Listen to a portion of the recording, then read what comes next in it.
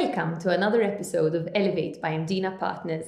Today we have a very special guest, our very own Alex Galea, Mdina Partners CEO, and he's here to share his very recent experience of climbing Everest Base Camp and how this can apply to purpose-driven leadership. I'm your host, Kat, and together with Steve, shall we welcome him? Yeah, we'll welcome him. Thank you. You're very welcome. Back. And thank you for having me here. Thank you for being here. So, Al, we obviously observed this journey with probably a lot of concern, a few prayers, and a lot of pride as well. Absolutely. But let's start from before the journey even started. So, first of all, it's great to record the podcast to know that you've arrived back safely and you're here. Good. This is the happy ending of the journey. But Al, what motivated you on taking on such a big challenge of climbing the Everest Base Camp? Okay, so this goes back some years, a lot of years actually. So basically, I was always fascinated by mountains, so almost a passion for mountains. In fact, even our holidays, as you well know, basically we prefer mountains. We like to go hiking, trekking with the family. So even our holidays with friends are linked with mountains. But when I was young, I remember our geography lessons talking about the Himalayas and of course Everest, the highest peak in the world. And at that time, without even probably knowing what I was thinking, I said, one day I will climb to see this Everest. Okay. But it stopped there, the dream. Okay.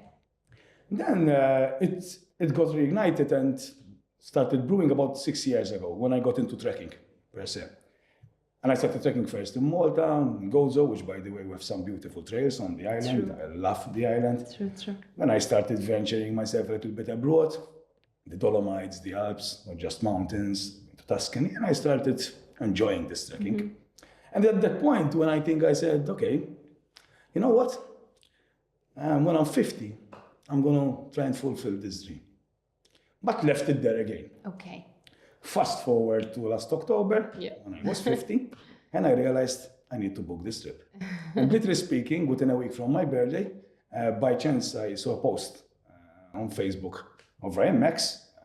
He was taking a group to Everest, and I said, okay, I'm gonna go for this group. And I hadn't yet thought about any training or anything, but I just said, okay, it's 50 now, so it has to be done. I was going to ask why now, but you've answered that, really. Yeah, I think it was, this 50 milestone was always in my mind. Okay. But then what happened is that I felt comfortable leaving my team for 2 weeks. So this was the first time I think... Compliment. This was I think this was the first time I went away for more than 10 days. Mm-hmm. Pushing it to 12. So going away for 3 weeks, which was a month. Yeah. Not at 2 weeks, because I had to stop a little bit before, then I came back. But I felt, this is the time, I can do it. I can trust my team. Of course, connections there aren't the best. So you really have to go blindly and leave behind all that. So it was one of the most challenging but rewarding decisions I've ever made, I think, because you learn a lot about yourself. You learn a lot about your boundaries, about exploring unknowns, and also learning about Mother Nature, which of course... And we won't ask Katrina whether she missed you. We can ask her. I hope she didn't miss me, because that was the idea. I will always say that true leadership is not missed. When you're gone, you should be gone, and the team continues, and that was definitely the case. Excellent. The office was quieter.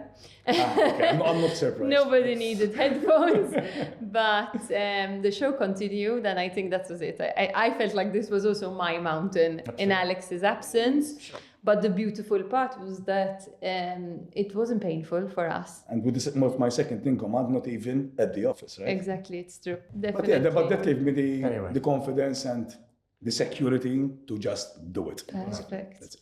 Okay, so apart from preparing the team for this great challenge, how did you prepare yourself for this great challenge? Just to give a bit of context about the trek, just for people wanting to trekking, just to understand what it's all about. So the Everest Base Camp trek, it's a challenging trek, in my opinion, just for 3 reasons mainly. So the first one is really what they call it, the Nepalese flat. So on this trek, you're going up and down, up and down, up and down. So we actually started from Lukla, which is around 2,400 meters, up to the base camp, which is just below 5,400 meters. So that's around 4,000 meters, yeah? But the actual ascent was of over 6,800 meters. Wow. Because you're gaining, and then you're missing out. So a lot of steps and slopes, up and down.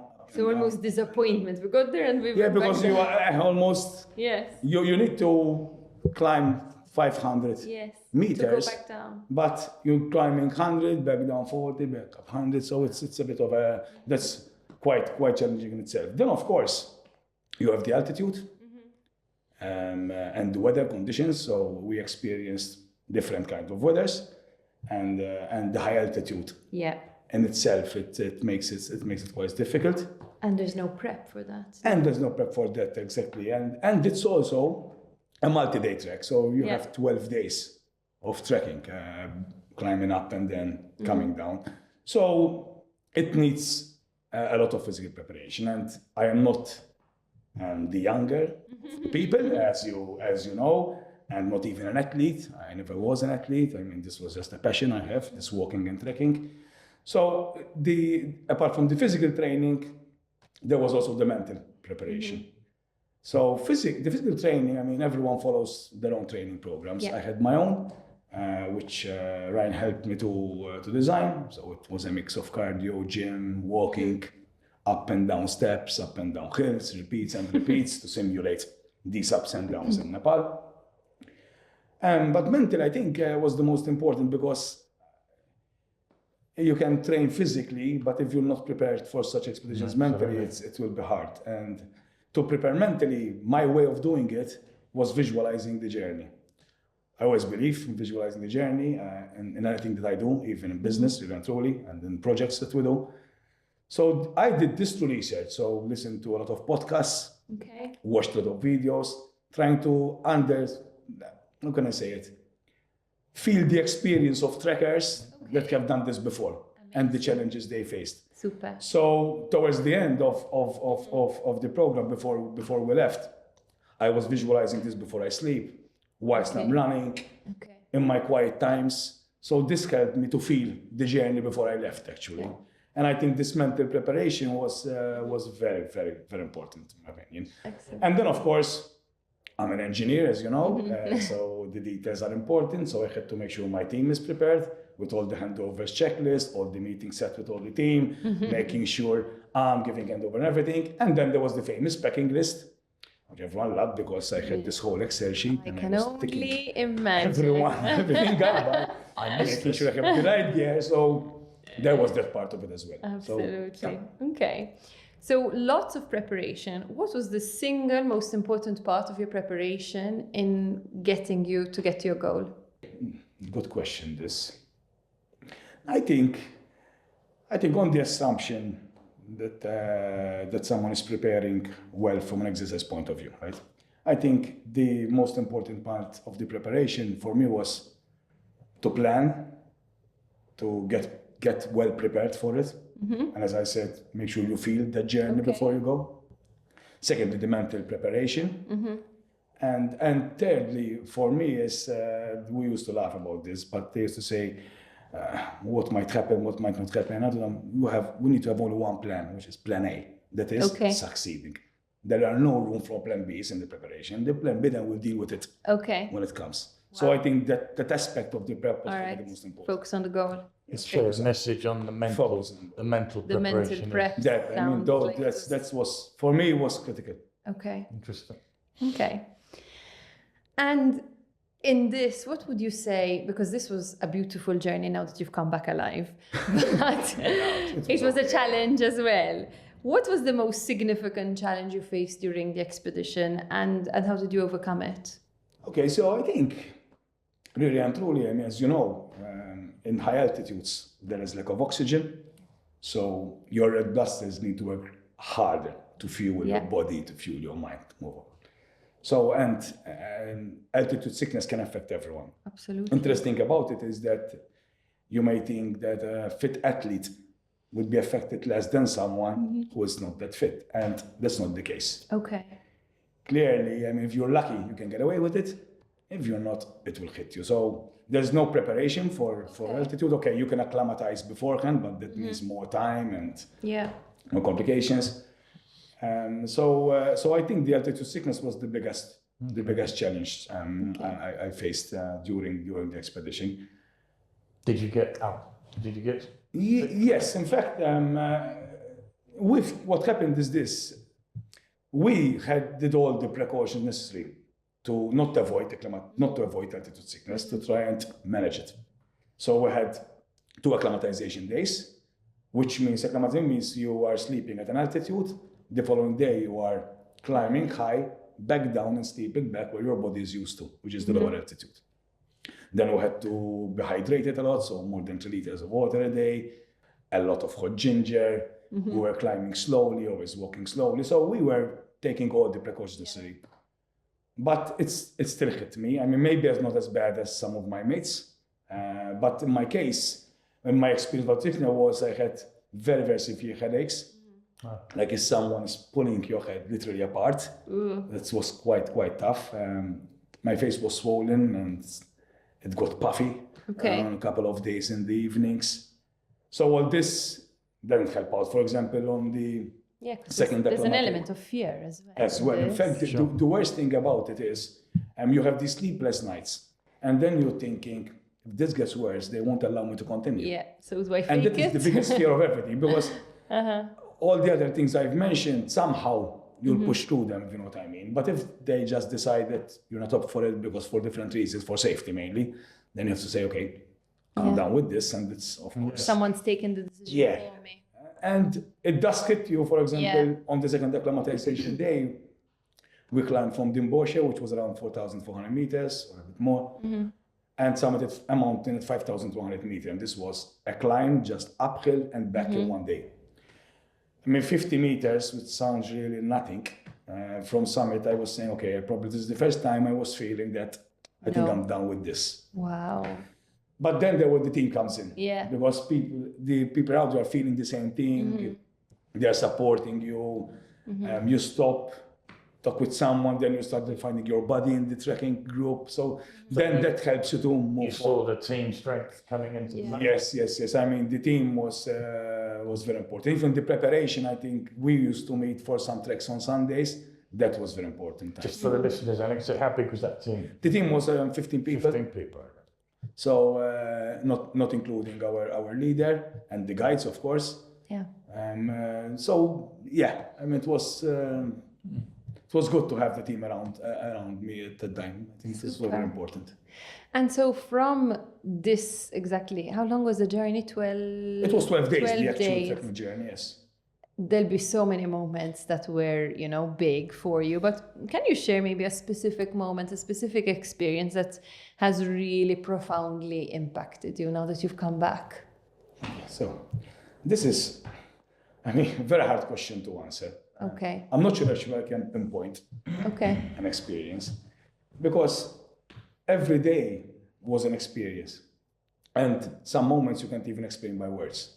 So you've got the culture of the Sherpas, and remember, the Sherpas, they moved from Tibet to Nepal 400 years ago in the Khumbu region and settled in these high altitudes. Yes. So they're comfortable there, and they know. That is their environment after all. So experiencing that culture is an experience. The spiritual connection with the mountains, I can't explain this. It's something which, for me, it was something, I don't know, I can't explain it. It was their grandiosity, at the same time, the tranquility there. So I think that connection with the mountains. Then you have, the beauty of nature. So the deep valleys, the high glaciers, the views. The team, even, this forming, storming, norming. You could see that fast forward in these 12 days. We met a few times before, but you could see this developing. Absolutely. And that's on its own is also an experience. Yeah, true. Thinking about it, and there was one thing, but I'm not. It didn't really impacted me because, and actually I wasn't going to share this, but now I'm thinking about it, and Because it's a small thing that probably left an impact. It may sound silly, this, but before I left, my son built a small mountain out of Lego, little structure. And he told me before I left, this is for you, and please take a picture of my mountain with Everest. And I said, okay, that's a nice request, right? So I stuck it in my backpack. It stayed there. A few extra kilos, Yeah, of course, with your that was an measured issue. list. With my measured list. I had But he'll do anything for I his had a son. spring balance with me, and I can lent it to the other mates to with me. So I put it in my backpack just to make sure I complete this mission. And on the day when we reached base camp, maybe an hour and a half before there, it was really, the headache was hitting hard, and I think I was really letting go, and I was just walking. So we've decided to take a rest. Normally the team is very good when someone stops, everyone's stopping. And something happened at that moment, and it really was, probably saved my day, if not my journey. So I took this mountain out of the backpack, literally, and I don't know what I was thinking. I found the rubber ball and stick it there, just sat down, and I was thinking, I have to take this picture. Yeah. I cannot go back home without this picture. And I put it back, found my energy, and continued. So a little story, but I think probably that was stuck in my mind now. I wasn't going to share anything because I think I was thinking, what experience? But this is something which shows that small things can be so powerful. Absolutely, absolutely. So, and I have this picture with the mountain. Brilliant. Al, when you came back, one of the things that you shocked me in saying, because again, you've had a long enough life with a fair amount of experiences, you told me to me, this was the biggest challenge of resilience in all of my life. How did you build resilience? And apart from this mini Lego, how did you continue going? Okay, I mean, yes, when I told you that statement, this was something quite unknown for me, because though I love trekking, I never trekked at these type of altitudes. So for me, this was my first complete experience in such conditions and such environment. So, and again, you can prepare and prepare and prepare, but when you're there, then this is the real thing, really, and truly. So, as I said before, you couldn't do anything about altitude sickness. It hits you and you have to keep going. So if I had to try and define in my mind what was resilience, for me it was taking one step at a time. Okay. Slowly, one step at a time. When your feet are like rubber telling you, please give me a rest, I don't want to walk anymore, I don't want to step up anymore. When you're feeling cold, especially in the higher altitudes. When you're walking literally like an ant, but you feel like you're running a marathon because you are breathless and heavy breath. So when these instances are happening, for me, resilience was literally every time it's okay, step by step. Okay. Step by step. And this was something taking which every all moment of us, as it was. Yeah, it was. So it's useless trying to think too much ahead. Just Would step that be by one step. of the biggest One of the insights, yes. One of the insights for sure, step by step. The thing is, trekking is not a race. No. It's not who gets there first. And I think in business it's the same thing. Many people think, and I think Katrina have heard me saying this many times before, many people think, we have to go fast. I don't believe in that at all. And this was a big learning for me, because it's not about who gets there first. It's about this journey. It's about a step-by-step approach.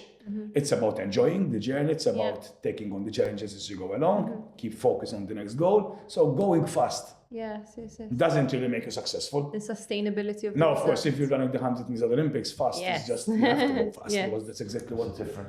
But a different thing. So I think when I said the statement, because honestly, the only thing that can push you forward is the willpower. Because when you can beat, no medicine will solve your headaches. No way, and I've tried. Trust me, paracetamol, anything you've tried, no effect at all. So it's the resilience which needs to, it's that willpower and the faith to get there. Really. Yeah. Okay. And so, in what ways you performed with a team under extreme conditions? How is that different from leading a team in a business setting? I think I can see, to be honest, I can see more parallels than disparities when you start comparing this, because though it's completely different, at the same time, there are a lot of parallels in my opinion. So on an expedition of this kind, you need a team that share the same energy, the same passion to explore. Because that makes the journey, I would say, somewhat easier. Plus, it makes the journey fun as well. And also, and remember, this is something which I was very hesitant to trek with. I trekked always solo in all my life. Okay. So every trek I've done, I've always done it solo, always. So this was the first trek where I decided to go with a group. And honestly, I was hesitant that I'm joining a team for this. I can understand that. And the team knows, because I had told them, this is strange for me, the first time we met. But now I think that was one of the best decisions I've made. Of course. Because the team is there to support each other. There's a hard day, everyone is sharing the pains. So this relates a lot with business, because I believe that energy and passion, a team sharing the same values, having the same purpose. So we're there for the same thing. So if we are there thinking about what we want to achieve and we have the same passion, we'll achieve it. Same there. Everyone had the same mindset. Yeah. Same with a team when we have challenges. What happens? If you are strong as a team, what happens is that when there are difficulties, everyone takes accountability, we focus on the issue and we move on. When it comes to leadership of the team, over there we have Binju, our guide, and Ryan, who was our leader from Malta, who was leading the team. They were motivating us, encouraging us, giving us the advice, and most important, making sure and safeguarding the well-being of each team.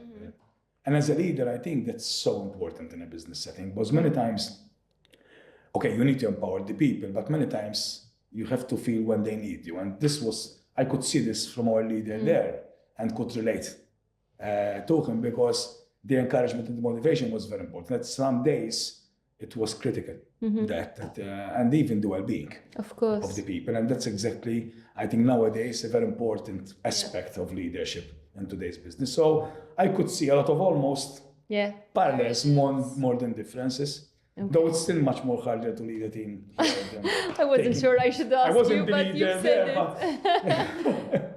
For sure. And in this experience, were there any unexpected learnings you took? You've taken a lot, but something that surprised you in coming back? There were more than unexpected learnings. I think there were some insights. Okay. So, which I would like to share. Basically, so when we arrived in Lukla, and we started our trek, and we're seeing these high peaks far off, covered with clouds, and almost we're having a laugh about it, because how the hell are we gonna get there? This is crazy what we're doing. Some were even say, I think I'm done. I'm booking a taxi now. But then when you need to break that down in pieces. So what was happening is we were looking day by day by day. It was an advice also that someone gave me before I left, a colleague, and also a friend who gave me this advice, but it was really critical. So what we used to do is we plan the day, get through the day. In the evenings, our guide and Ryan used to then brief us on the following day, what kind of weather we're expecting, what kind of gear we need to put on. So that's what we think about the next day. So I think it's breaking this thing into pieces. Was critical. But without knowing then, there was day 1, day 2, day 3, and we're climbing. From a business perspective, and this is, I think, the insight, we are used to 3-year plans. We do 3-year plans, as you well know, Katrina. Sure do. And many times, and we say, how are we going to get there? Get this thing, this 3-year plan sounds. But what we do then, reality, break it down. We break this down. We break down smaller goals that are achievable, and work towards the next goal without knowing. True. Back in 2-3 years plan, when reviewing the last 3-year plan, we say, we've achieved this. So, and that's really relates. Another thing which also, I think we used to stop to enjoy the views, of course. So, and I remember sitting down, staring at the mountains. I was seeing something which I've never seen before. I was feeling something which I've never felt before. So this was like our moments to celebrate these small goals, because along the trek, you get the instances on those magnificent views, which you really need to appreciate. So we used to celebrate that. In the evening sometimes, most of the times I would say, after the whole day of trekking, you're exhausted. Then we go to our tea house, we have our hot ginger, standard procedure. Then in these little villages and communities, there are these small bakeries. We're gonna have fantastic apple pies. We used to have an apple pie every day. And that's one of your favorites, actually. How convenient. And some good coffee, believe it or not, some good coffee. So we used to actually, we're exhausted, leave this stuff there, get to these bakeries, have our apple pie, and then reflect on the day, having a laugh, because we used to have fun. So it was really fun, apart from the sickness, but it was really fun, this thing. And that was our way of celebrating before the next day comes. And this made me think a lot, because I was saying to myself, when I'm running my business, do I take time to celebrate these small wins? Or else we finish on a project and our next is already deep in the next project. Absolutely. And I realized that we don't celebrate enough these wins. And then the third thing is what you mentioned before, you, Steve, is this step-by-step approach, this go slow thing. I mean, it's a mantra of trekkers, you have to walk slowly. I mean, you have no option to do it, but even if you have the option, just enjoy the journey and feel it. Enjoy the journey and feel it. And I think build a solid foundation. Yeah, exactly. That's it. So I think that's the insights I got back with me, and I can relate a lot with that. I mean, so that's for sure. This enjoying the journey a bit. I'm always a believer of enjoying the journey. I mean, I say it every time we meet as a team. So, but this really, I would say, made you think about it. Yes, made you think about it seriously. Brilliant. I think on that note, I'm really happy to close off today. We've enjoyed this journey here. Absolutely. Thank you for being here. Thank you. It's been great to be here. To share. And I'm really glad you took on this invitation. Thank you for listening, and we hope you join us for our next episode next month. If you've enjoyed it, please stay subscribed. We truly believe that the journey to success is better shared. Until next time, thank you and take care.